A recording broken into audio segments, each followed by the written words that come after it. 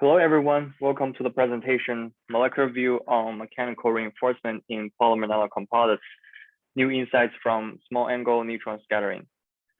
The addition of nanoparticles into polymer matrices is known to increase the functional properties of polymers, such as mechanical, thermal, electrical, and optical properties. For instance, in the automotive industries, at least 20 to 40% of the structural components of vehicles are made from polymer nanocomposites, which increases the fuel efficiency by 10 to 20%. The lightweight and the strong mechanical property of the polymer nanocomposites are essential properties for their success.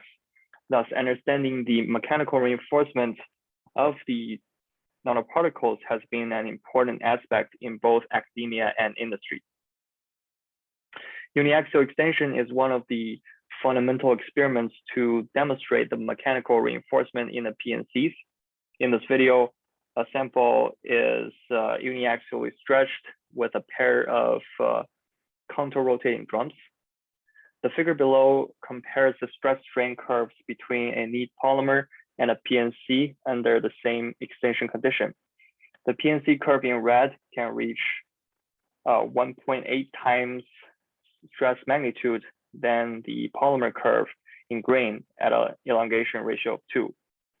A widely used explanation for the reinforcement effect is strain amplification, also referred to as molecular overstraining. The top right schematic demonstrates this idea. Upon deformation, if the particles have the same modulus as the polymers, the particle will deform accordingly to the area surrounding by the dashed line. However, the particles are regarded as non-deformable due to their much higher modulus.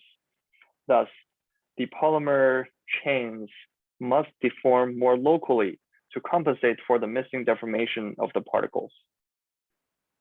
Experimentally, researchers have claimed to observe strain amplification in cross-linked PI, PS, PI block polymer via small angle neutron and X-ray scattering, where the polystyrene segment was treated as nanoparticles due to micro-base separation. On the other hand, the same group that studied the PI, PS, PI system observed no molecular overstraining in a cross-linked PI silica system. Another research group in 2010 also failed to observe the strain amplification and attributed the mechanical reinforcement to the nanoparticle network effect. Thus, there is no solid evidence of the presence of strain amplification, and the molecular understanding of the mechanical reinforcement effect in the PNCs remains unclear. To clarify this problem, we also adopted the SENSE approach, which enables us to quantify the polymer chain conformation.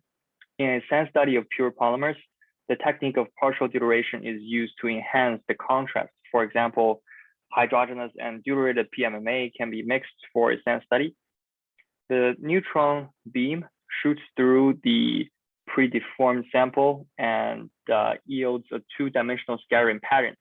The scattering intensity is composed of the coherent scattering from the sample and the incoherent scattering from the background. Q is the scattering wave vector, and the inverse of Q gives the real space length scale. The intrachain structure factor SQ can be quantified for information of the chain packing and conformation. Well, a non-deformed sample will give an isotropic 2D pattern with circular scattering rings. The scattering of the deformed sample show an oval-shaped pattern because of the anisotropy. If the strain amplification is present, the chain anisotropy in the PNC should be greater than that in the polymers under the same deformation. In the SENSE study of PNCs, the scattering intensity has a new term incorporating the scattering effects from the nanoparticles marked in the yellow in this equation. To only observe the polymer scattering, the zero average contrast point has to be reached. In the blue term, phi is the volume fraction and rho is the scattering length density. By tuning the fraction of the deuterated polymer, the blue term can become 0, and then the scattering intensity of the PNC is only associated with the polymer scattering. In our study, we utilized a model PNC system that is composed of PMMA and silica. The silica nanoparticles can disperse well in the PMMA matrix due to the hydrogen bonding between the silica surface and the PMMA. The ratio between the HPMMA and DPMMA is varied to match the scattering length density of the silica. At a H/D ratio of 59 to 41, the scattering of the PNC is almost identical to the knee polymer, suggesting a negligible scattering contribution from the nanoparticles. The top right figure shows no strong upturn in the low Q range of these X-ray scattering of the PNCs, suggesting the absence of an extensive nanoparticle network. The TEM image further confirms the good dispersion of the nanoparticles. In the linear rheological spectra at the bottom, strong reinforcement has been observed.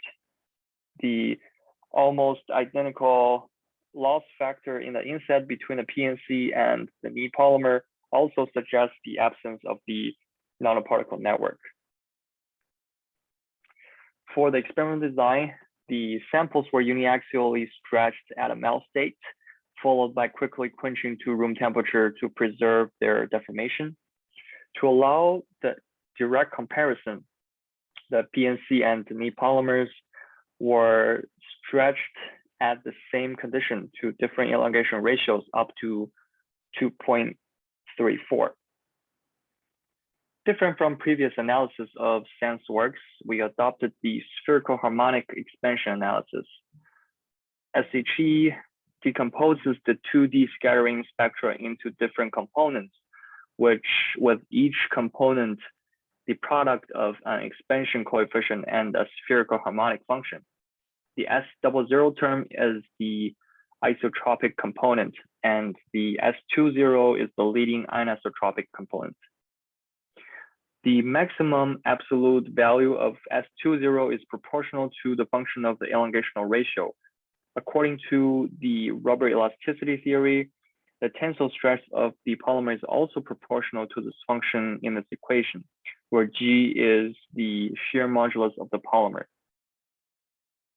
So here, SHE does not rely on any model assumption to analyze the chain anisotropy, and in the uniaxial extension, the leading anisotropy term S20 correlates well with the molecular deformation of the polymer chain.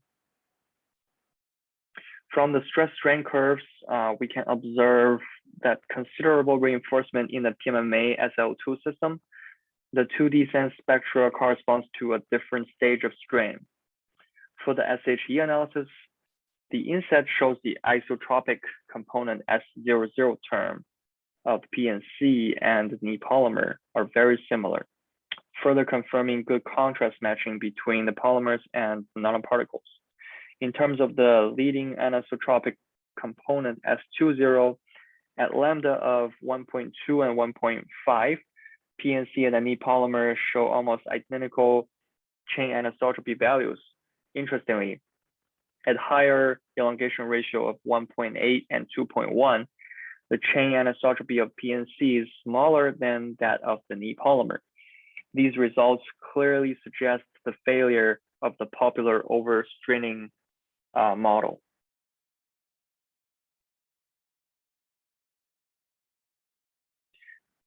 We then turn to the classical theory of Einstein-Smallwood for an explanation.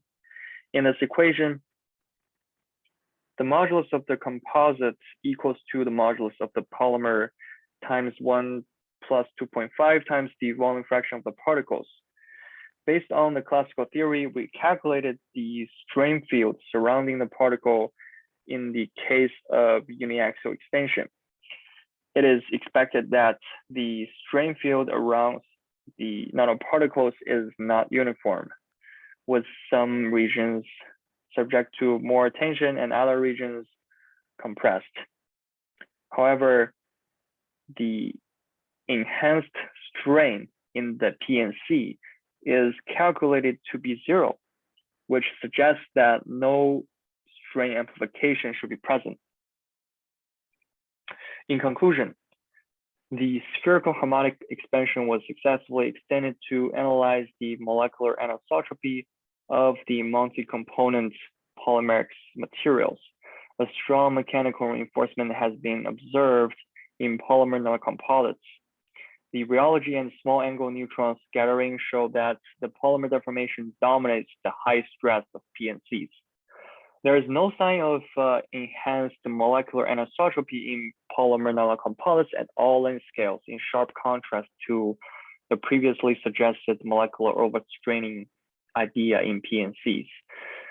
The experiments support the hydrodynamic effect of the nanoparticles as the origin of the mechanical reinforcement of the PNCs. We want to thank the funding support from ORAU and the support from MSU, NIST, Oregon, and Oak Ridge National Lab. Thank you very much for your time.